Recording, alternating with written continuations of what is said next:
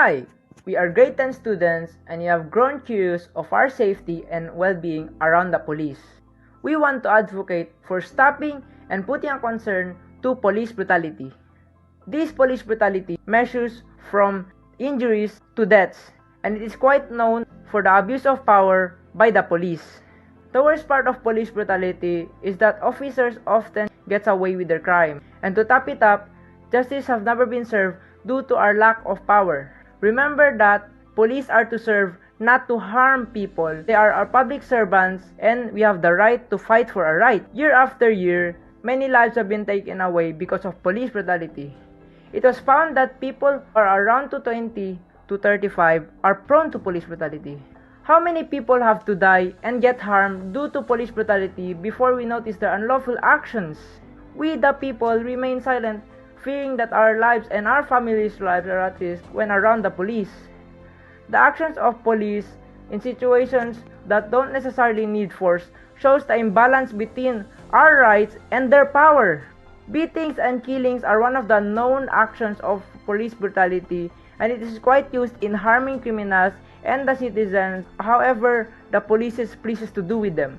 It is as if the police acts as the law themselves, bringing not just concerns but also major problems to us and the whole world.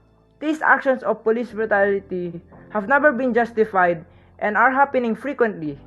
Police brutality is a concern and it needs to stop. One of the main reasons why police brutality is a concern to us because some police show no mercy towards the people, nor the criminals, leading innocent lives to be at risk.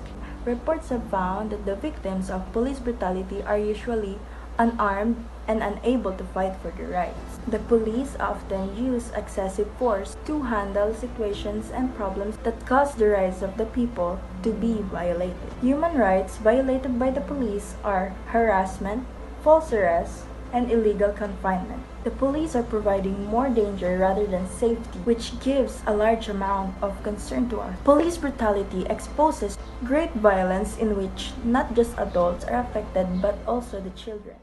Other reasons why police brutality is a concern to people is that the police are expected to serve and provide us safety, and yet many citizens have died by their hands due to their inability to comprehend situations normally. It was discovered that police brutality is one of the highest causes of death, which shows the irresponsibility of police in terms of saving people's lives.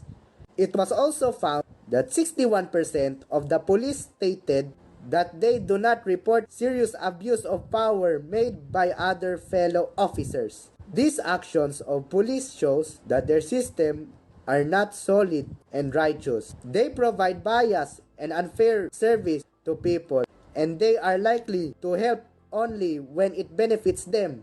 The police until now have shown no sign of improvement and focuses more on themselves rather than protecting and securing our safety. Finally, police brutality needs to stop because it can affect our mental capacity due to the police's frequent use of violence and force. Data has shown negative effects on mental health of the people when experiencing it. Victims have also shown signs of depression, anxiety, and suicidal ideation. Family members of the victim may also experience this. It also affects the population's well-being, which reduces the population's life expectancy. It shall not be tolerated as it can bring long-term problems and a potential threat to us. While most of the populations use social media or the internet, it is most likely that you have heard or at least seen about police brutality. Movies, articles, news, or even video games show police brutality, and yet, how come we normalize this? Actions shall be made. It is time for us, the people, to fight against it. There are 3 reliable ways to stop it. The first is that we shall take political actions by suing them for their violations.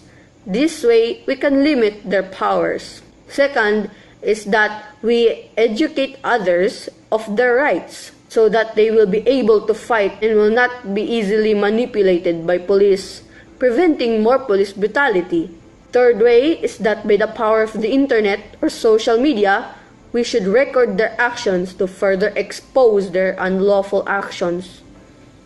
Remember, we have the right to fight for our rights, and that is why we need to stop it.